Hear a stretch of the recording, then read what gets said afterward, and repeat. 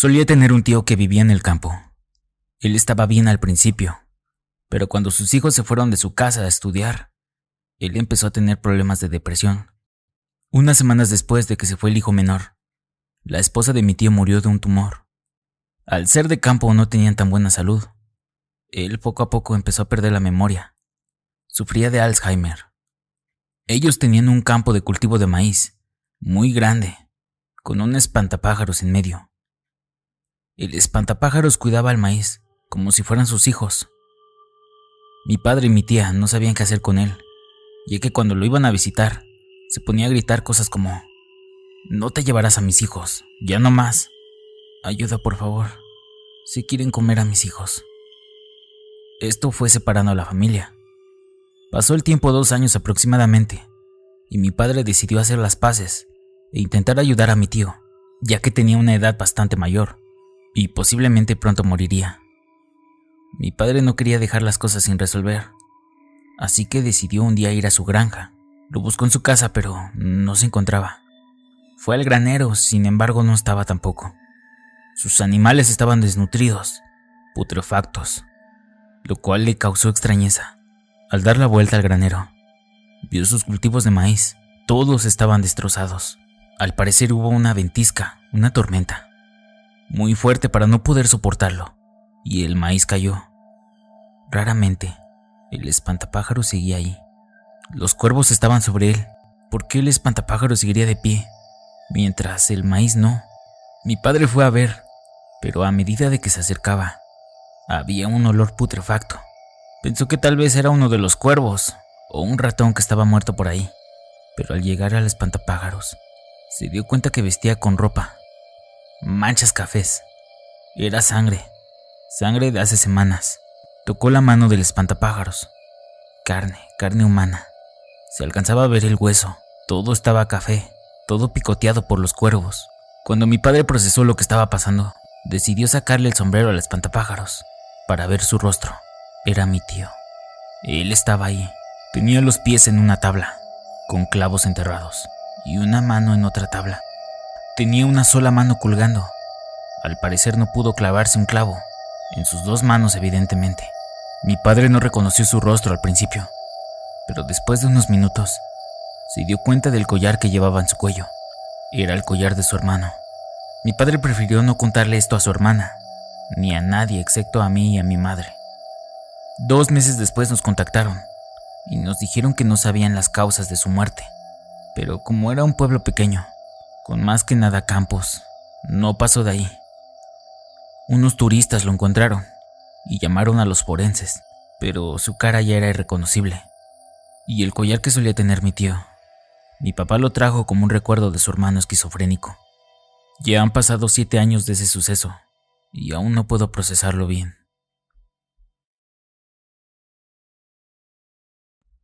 Hola, buenas noches. Mi nombre es Jorge Ávila. Soy de Guadalajara, Jalisco. Soy trailero al igual que mi hijo, quien también forma parte de esta historia. Fue un día del año del 2014, cuando me salió un viaje en el cual seguía circular por la carretera libre Guadalajara-Zacatecas. Mi hijo de ese entonces tenía 16 años. Se encontraba en plenas vacaciones, por lo que aproveché para llevarlo conmigo. Él también era aficionado de los camiones, y una de sus grandes aspiraciones era promover el oficio, con el fin de convertirse en tradición familiar. En el asfalto negro vacilaban los reflejos de las luces de mi tráiler. En tanto mi hijo me contaba todas las cosas que hacía junto con sus amigos. Para mí no había nada mejor que disfrutar de su compañía. Aunque pasando la medianoche, mi hijo comenzó a dar los primeros signos de sueño. Le pedí que no se durmiera aún, porque llegaríamos a un restaurante ubicado al costado de la carretera, donde preparan comida sumamente deliciosa, lugar al que suelo frecuentar cuando hago el mismo trayecto. Él estuvo de acuerdo, pero para sentirse más cómodo mientras llegábamos, tomó una cobija roja y se cubrió con ella para seguir contándome sus historias. Llegamos al restaurante de la estación. Dejamos el vehículo a unos pocos metros de la entrada. Debido al frío que hacía, mi hijo bajó con la cobija sobre sus hombros, cuando ambos descendimos para entrar al restaurante.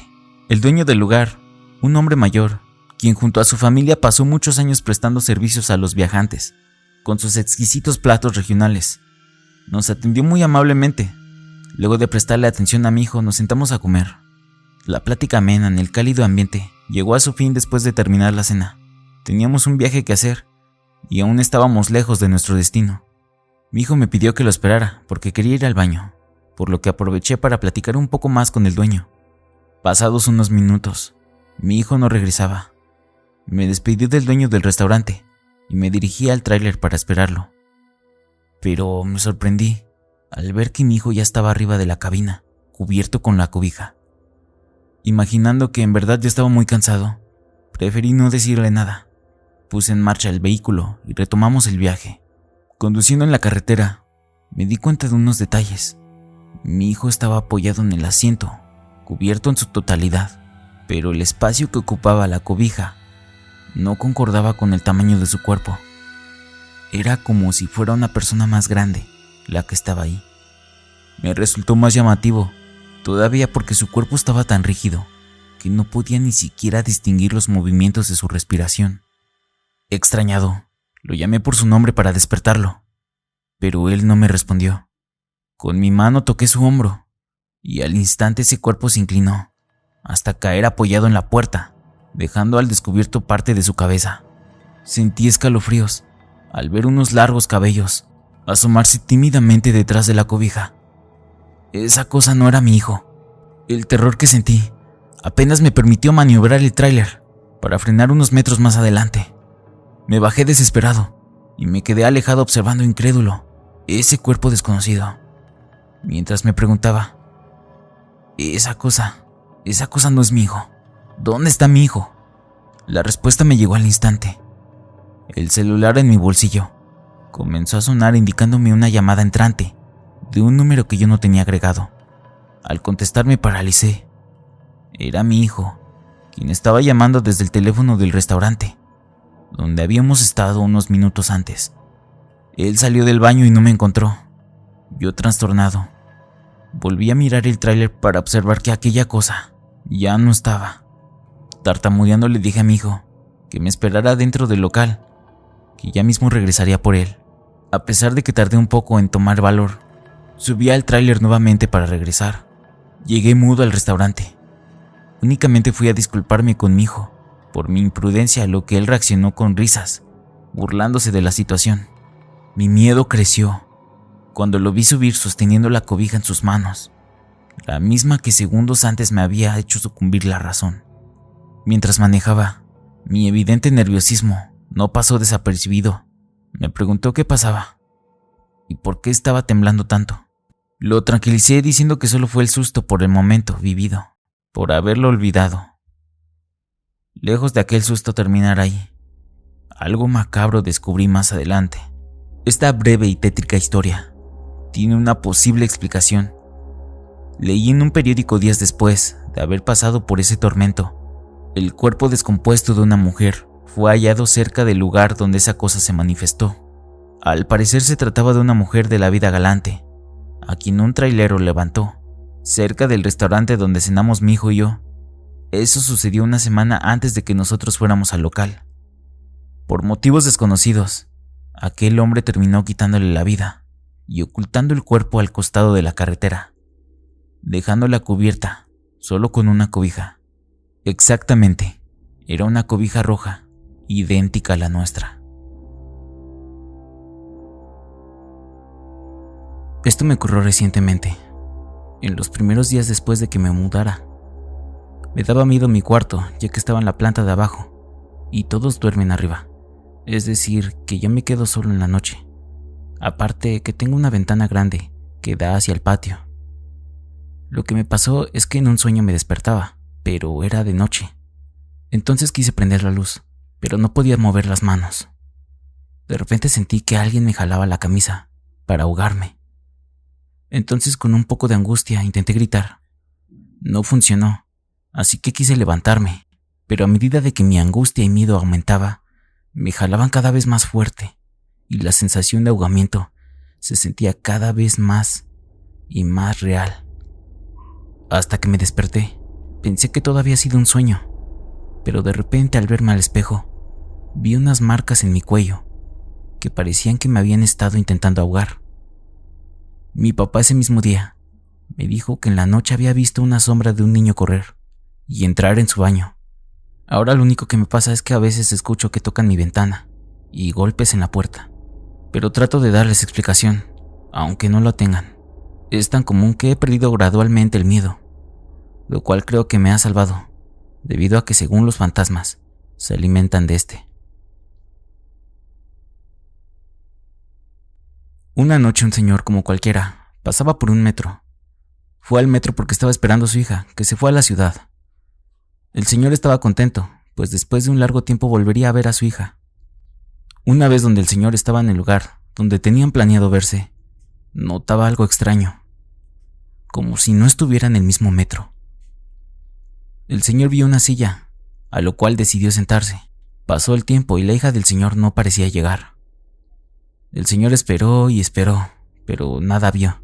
Luego de un tiempo, una niña de piel pálida, pelo largo y negro, se sentó enfrente del señor.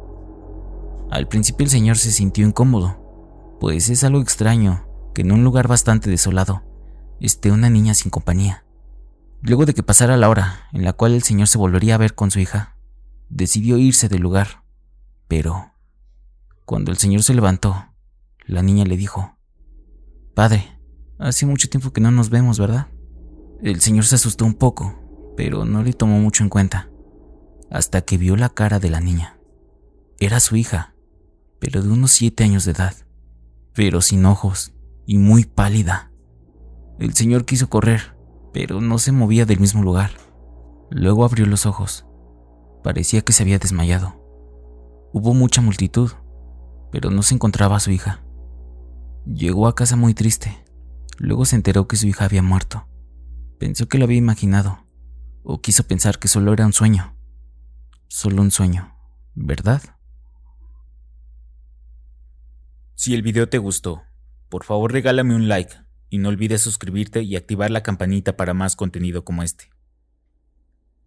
Si tienes alguna historia de terror, puedes mandármela a través de mi correo electrónico que estará en la descripción. Quizás seas tú el siguiente que cuente su historia bajo la noche. Hasta pronto.